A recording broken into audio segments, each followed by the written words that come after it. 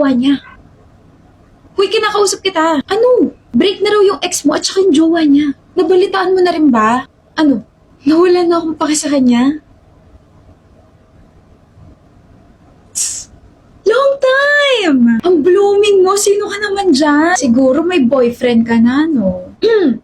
Fiancé. Huh? May fiancé na ako. Love. Sorry, may kausap ka pala. Siya yung fiancé ko. I'm Benj. Hanip? Healed ka na nga, naka-jackpot ka pa. Sira. Alicia, test paper mo. Ako? May iba pa bang Alicia dito? Wala na. Ako lang. Ako lang yung matatawag mo ng ganyan. Oh. Huh? Ano ba yung sinasabi ko? I'm so sorry, Steven. Akin na. Cute mo. Nakita ko lang to sa TikTok, sabi. Name something daw na hindi kailangan ng taong kalbo, tapos ang sagot niya. Anong sagot? Ulo.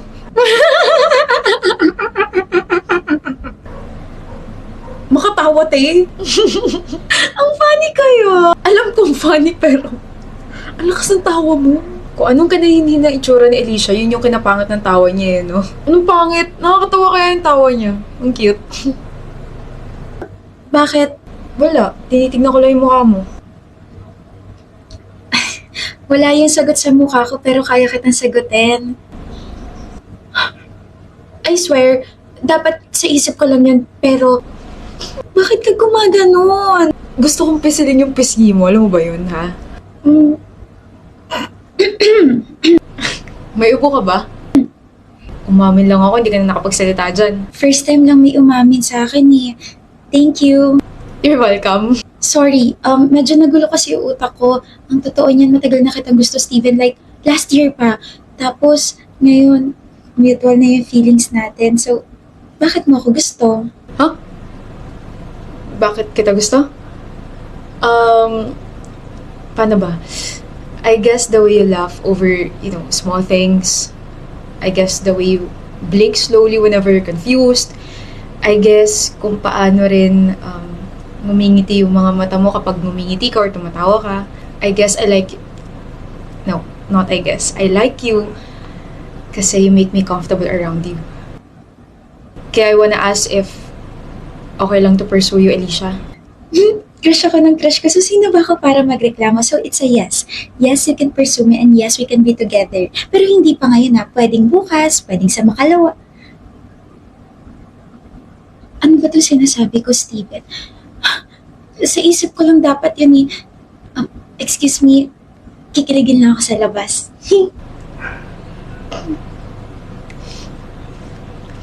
Alicia, date tayo. Bakit nanlaki yung mga mata mo dyan? Never pa akong niyaya makipag-date. Ito na, niyaya na kita. Bakit? Anong bakit? Siyempre makikipag-date ako sa taong pinupurso ko. Makikipag-date ako sa taong gusto ko. Oo nga naman. Sorry, hindi ako sanay. Masanay ka na. Pag nasanay ako sa'yo, baka hindi na kita pakawalan. Eh di mabuti. Niyaya ako ni Steven makipag-date. Girl, yayayain ka talaga niya kasi nililigawan ka niya. Kinikilig ako. Like, alam mo yun, sa sobrang kilig ko, hindi ko na malaya na nawawala na pala yung headband ko. Hindi naman halata. Kinakabahan ako, like, what if ma-turn off siya sa akin kasi hindi ako kumakain ng gulay? What if tanungin niya ako saan ko gusto kumain or anong pwedeng gawin sa mismong date namin? Shucks, nape-pressure ako. I think alam naman niya na you're indecisive, kaya feeling ko, planado na yung mangyayari sa date niyo. What if hindi? Eh, paano kung oo? Eh, di kikiligin ka na sobra.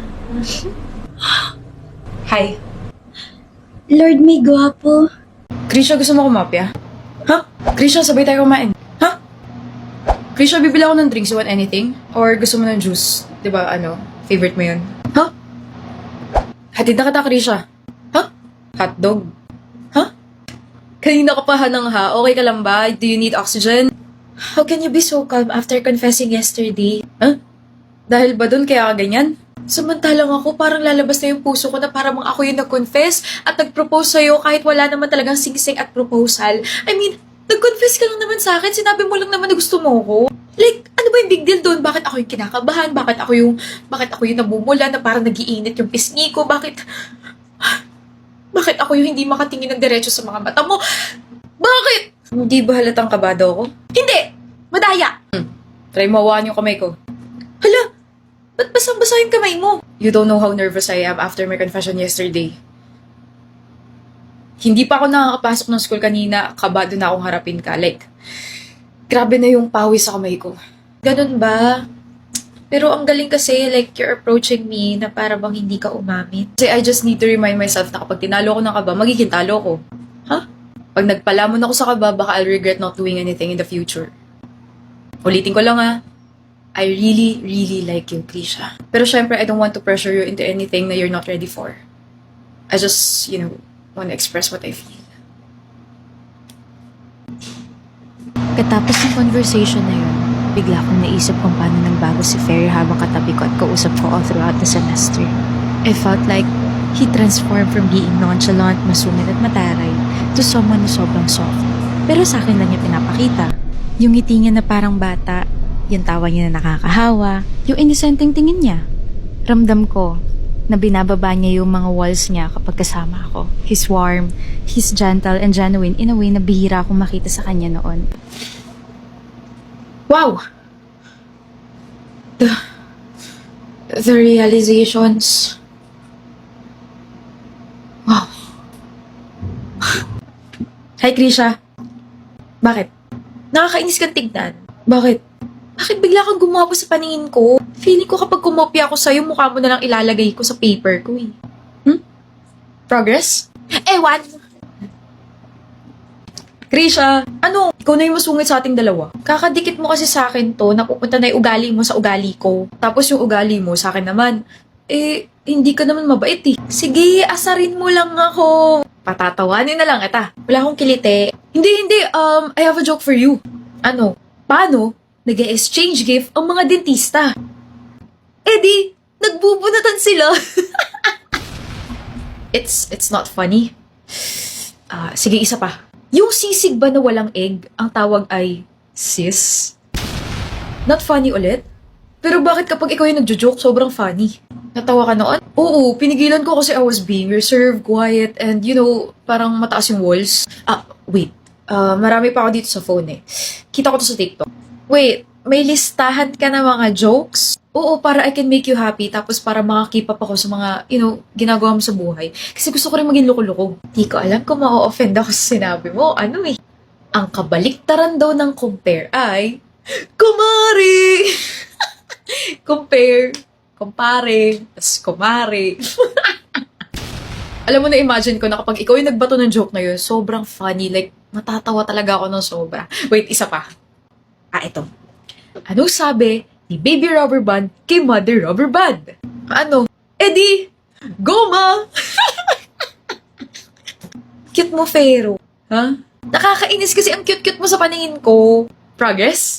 Ang lala na parang ewan, like parang 2 weeks ko nang naiisip yung mga realizations ko plus you being like this. Ababongga na nga talaga yung progress. Sabi mo nga, napupugian ka na sa akin, tapos nakukitan ka pa sa akin. Gusto ko pa. Sige. Anong mas mataas? Hindi. Ha? Pogi ka na, cute mo na. Gusto ko pa. Oh my goodness. Nakakainis kasi ang baby mo sa paningin ko. Like parang gusto ko. Gets ko. Kasi ganun ka rin sa akin. Kapag nagsusungit ka, ang sayo mong suyuin kasi ang baby mo sa paningin ko. Parang ang sayo-sayo mong i-baby kasi ganun ka lang sa akin. Nakakainis. Ano yan? Ba't ganyan ka? Kinikilig ako, ba't ba? Masyado akong soft sa paningin ko eh. Padali pa, kiss. Gusto mo nga talaga ako. Shut up. Oo na, wala pa man. Sinasagot na kita, Krisha. Pero, Sinasagot mo na ako, pero syempre, liligawan pa rin kita everyday. It's a big yes. ewan ko sa'yo. Pogi na ba ako? Pogi nga. Hindi naman nagtututbrush. Don't worry! I think I got this. Ang corny mo, kuya. Marin, ikaw pala yung partner ko for this activity. Ay, umagang-umaga group work agad. Yeah, best way to ruin the morning. Alam mo, I realize na ngayon na kita nakausap. Ang tahimik mo kasi palagi. Hindi halata pero madaldal din ako pag gusto ko yung kausap. So, hindi mo ako gusto. Huh?